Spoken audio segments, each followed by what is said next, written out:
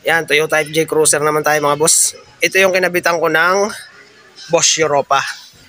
Yung sa grills, okay? Ito yung nilagyan ko ng bracket.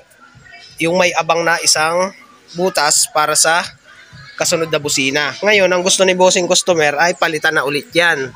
Ang ikakabit naman daw namin ngayon ay ito.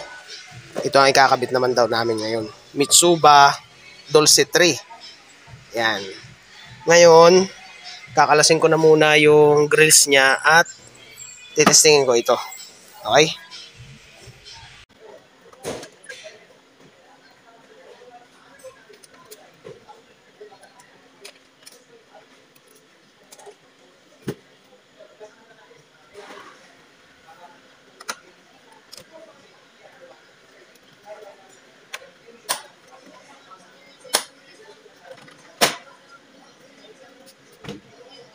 Ayan, ito yung dulce. Bubulutin ko muna sa kahon. Magkasama na rin siyang tornilyo. Ayan. Tingnan natin. Ito isa. Ito yung maraming nahaba ang tunog. May mode siya. Ayan, may kasama siyang bracket at dalawang tornilyo. Tapos ito yung pinakang relay na niya.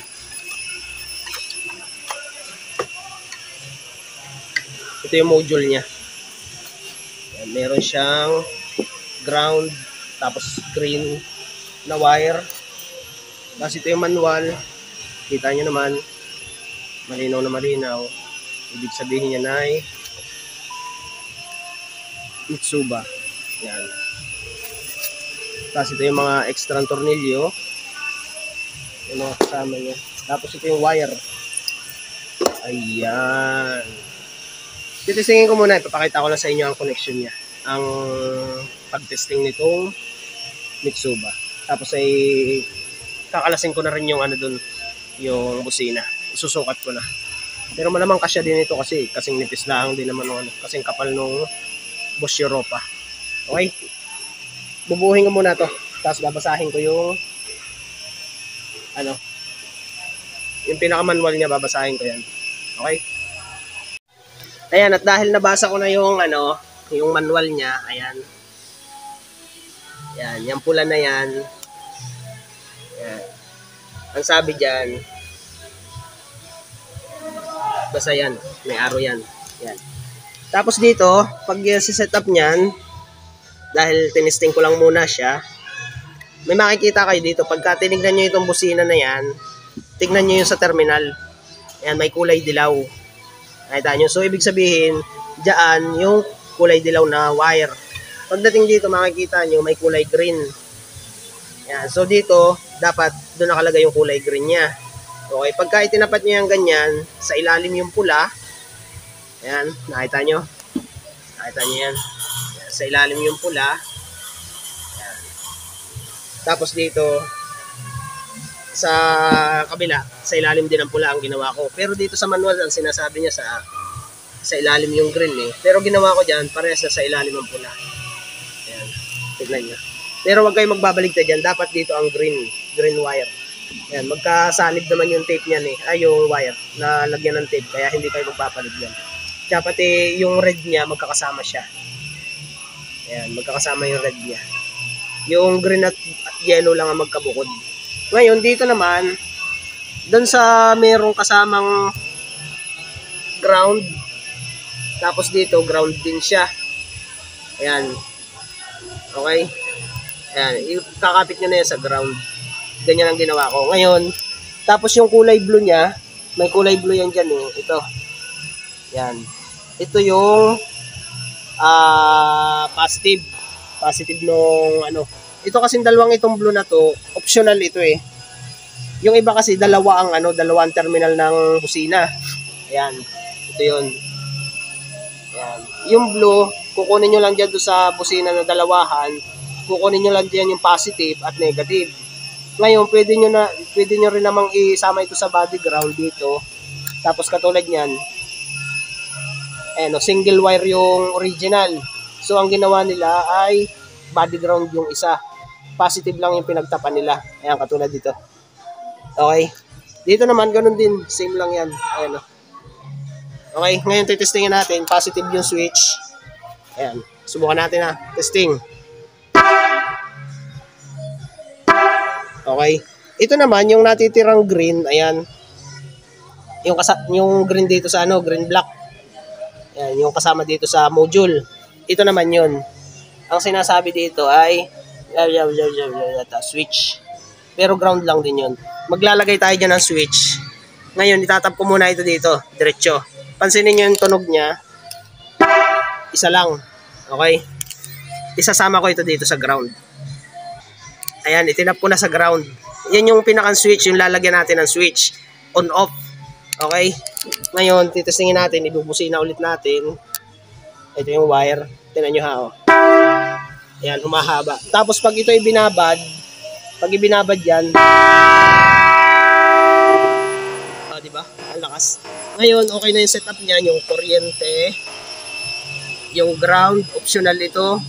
Diyan nyo naman makikita yon, yung dalawang blue. Yan. Okay, pipicturean ko din yan. Tapos ay body ground, syempre.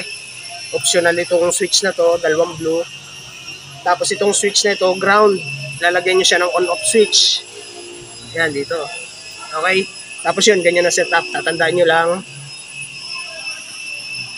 Yung green para sa green at yung yellow para sa yellow. Okay, ikakana ko na ito sa sasakyan. Yun lang ang pag-testing dyan nung module natin. Okay? Ayan, nakalas ko na yung Bosch Europa, yung ikinabit kong busina dito. Ayan. Hihinangan ko na lang yan para matanggal yung pinakang pagkakakapit ko sa terminal. Tapos ito, yung switch natin na ginawa, i-unplug ko na lang yan. Tapos ito, ipupulon ko na lang yan dito sa bracket. Tapos yung fuse niya, tinanggal ko na lang. Ayan. Tapos yung relay, dyan ko na lang din nilagay. Just in case na magpalagay ulit si boss ng panibagong busina, naandyan na yung wirings ko. Okay? Tapos yung Dulce 3 na yon na Mitsuba, meron na kasi yung module eh. So yun na yung gagamitin ko dito. Ipa-plug ko na lang din dito yung source niya. Okay? Tapos maglilinya ako papunta sa loob ng switch para sa doon sa mahabang busina. Okay? Ayan, nailagay ko na mga boss yung Mitsuba Dulce 3. Ayan ang setup niya. Pag ganyan ang setup niya. Saktong-sakto pa rin. Ito yung Bosch. Yan. Halos magkasing kapal lang siya. Ayan. Kaya nung sinukat ko yung grills, sakto-sakto lang din siya. Same lang din nung Bosch Europa. Ngayon, itong wire na to, ipupulon ko lang ito dito. Mamaya, i-missing ko yan dyan. Diyan ko pa rin ilalagay yung relay ng dating busina. Just in case na magpalit ulit siya ng busina, hindi na ako maglilinya. Okay? So, dito nakatapat yung dilaw at dito nakatapat yung green na wire. Diyan ko isasaksak yung green-red na wire at dito ko naman isasaksak yung yellow-red na wire. Okay? So, ayun. Ikakamada ko na yung wirings niya. Dito ko naman nilinya yung module. Ayan, kung makikita nyo, yan yung may tornilyong ganun. Nilagyan ko lang siya ng dalawang washer sa likod, tapos ay kinabit ko itong module, tapos ay washer, tapos ay nut. Tapos dito ko na yan lilinisin yung wire. Ayan, balot na yan ng tape. Tapos itong ground na ito, itatap ko na lang yan dyan sa body ground. Ayan, tapos ito yung switch.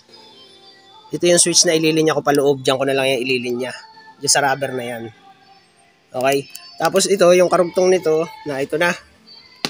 Yan, binabalutan ko na siya ng tape. Tapos yung ground niya, ito yung blue na ground. Binalutan ko na ng tape, iniwan ko na yan dito. Ito yung positive. Tapos ito yung ground direct sa battery. Tapos yan, ito yung blue na karugtong niya. Ito yung magkasama na switch eh. Ito yung switch. Ito naman yung itatap ko dito. Titipan ko lang yan lahat. Ayan. Iaabay ko yan dito sa ilalim. Palusot dito. Ayan. Titipan ko lang lahat yan. Wala akong pinutol na wire dyan mga boss. Wala tayong puputulin na wire dyan. Lahat yan ay saktuhan. Ipupulon ko lang yan ng ganun. Okay? Ayan. I-missing ko pa ito. Ayan. Nakalusot yan doon sa ilalim. Papunta doon. Ayan o. Okay? So ayun, i-missing ko na to tapos ay itatap ko na yun doon sa ano. Tapos maglilinya ako ng papunta doon sa loob para sa switch. Ayan, yun na yung pwesto nyo. Okay? Ayan, ganito na ang ginawa ko mga boss. Nilagyan ko rin hinang yung dulo ng blue, yung para sa source ng busina, at diyan ko na yan isasaksak. Okay? Tapos ito, kung nakita nyo, kulay dilaw yung marking niya. Ayan, sa taas yung dilaw, sa ilalim yung pula. Tapos dito, kung makita nyo, kulay green. So, dapat ay sa green na wire. Ayan, kulay pula sa ilalim. Ayan, ganyan ang itsura niyan. I-missing ko pa yung mga boss. Tapos yung abang dito na busina, na wire ng busina, hindi ko na kinalas. Andyan lang yan. Dito ko na yan ikakapit. Pag ganyan. Lalagyan ko na lang ang cable tie dyan. Tapos ito, itatap ko na lang ito dito sa positive at negative. Tapos yun, itatap ko dito sa ground. Sa chassis ground yan. Itong isa. Tapos itong wire na to, dudugtungan ko, papasok sa loob. Ground lang itong source na ito mga boss, ground. Maglalagay lang ako ng switch on off. Ground yan. Okay? Yan, itatap ko na yun dito. Doon ako kukuha ng ground sa loob. Okay? Yan. Malapit na ito, i-missing ko na lang yan. Tapos itatap ko na yun sa positive negative. Ayan, nakagawa na ako ng switch. Ayan. Ito yung on-off switch. Tapos dyan, nilagyan ko na socket. Tapos dinugtong ko na ito. Itong kinuha kong wire na isang diretsyo yan. Ayan. Tapos dito ko na ito ilalagay sa loob. Ayan, binaklas ko na itong panel. Tsaka dito ko na yan ilalagay sa bakante na to. Ito. Tapos yan, ilulusot ko dito yung socket. Tapos dito ko na iiwan yung isang para sa ground. Tapos yung kaputol, didiretso ko na doon sa labas. Okay? Puputulin ko na yan. I-wire ko muna ito. Tapos puputulin ko ang isa dito. Lalagyan ko ng terminal na bilog. Ikakapit ko doon. Tapos ay diretso na yung isang wire sa labas. Okay? Kakana ko na muna dito. Ayan, pinutol ko na. Ini-wiring ko na yan dito. Ayan. Tapos syempre ito, isusuksok ko na lang yan dyan sa connector socket na yan. Yan, switch. Tapos yan, inilusot ko yan doon. Tapos ito, yung kadugtong nito, pinutol ko na. Tapos ay nilagyan ko ng terminal na bilog. Para dito ko ikakapit yan. Diyan sa may tornilyo na yan. Ground yan eh. Tapos itong isang kaputol na ito, dadaling ko na doon sa labas. Babalutan ko yan ng tape mga boss. Okay? Tapean ko na muna to. Tapos dire-diretso ko na doon sa labas. Ayan, nailagay ko na yung switch na on-off. Ayan, push button on-off siya. Ayan, tapos yung socket niya, syempre, naikabit ko na rin. Ayan. Yung ground, nailagay ko na rin dito. Naglagay lang ng terminal na bilog. Tapos nilusot ko yan dito mga boss. Ayan. Doon sa goma. Pakita ko sa inyo doon sa labas. Ayan, nandito yan. Diyan sa rubber na yan. Ayan, makita nyo, ayun. Pinutol ko lang yan ng cutter wire. Tapos yan, pinalabas ko na yan dito. Tapos kumuha lang ako ng kawad. Yan, nilusot ko muna dito galing sa labas, papasok doon sa loob, saka ako tinape, saka ako hinila palabas. Ngayon, dahil nakuha ko na yan, hanggang dyan lang yan. Puputulin ko na yan dito. Yan. Tapos yan, ito na yung itatap ko. Parehas green na yan. Tatap ko na muna. Tapos ay i-testingin natin. Okay, natapos ko na. Ayan, na-tape ko na rin. Na-tap ko na rin yung wire galing sa loob at yung green wire dito sa module nung Dulce 3. Ayan. Check lang ulit natin. Okay, dito na nakalinya yan. Fuse, naandito. Nalinis ko na rin yung wiring. Ayan. Okay, so titistingin muna natin na tanggal yung nawala pa yung grills. Okay. So ayun, titistingin ko muna yung tunog niya na normal at yung naka-switch on yung mahabang tunog.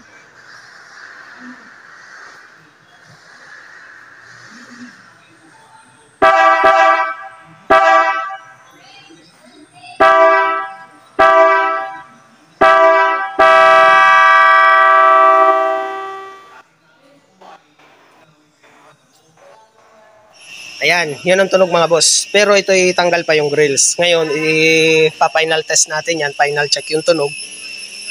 Kapag ka nailagay na natin yung grills. Okay, double check tayo dito. Okay na yan. Sa loob naman, kakabit ko na lang lahat yan. Okay na yung switch. Yan. Kapag ka naka-off yan, kapag naka-off, normal lang na busina. At kapag ka naka-on, Yun yung mahabang busina. Okay, bubuuhin ko na lang to tapos ay final test. Okay, FJ Cruiser tapos na. Kinabitan namin siya ng Mitsuba Dulce 3. Ito yung kinabitan ko ng Bosch Europa nung nakaraan. Pinapalitan niya, okay. Ito yung pagkaka-install. Ito yung module, okay. Yung switch, tapos ay itsura niya. Okay, testingin naman. Sige, Pogi, testing. Switch on mo. Pitik lang. Pitik lang. Yan. Yun ang tunog bagay may switch. Okay, ayos na. Toyota FJ Cruiser. Installation ng Mitsuba Dulce 3.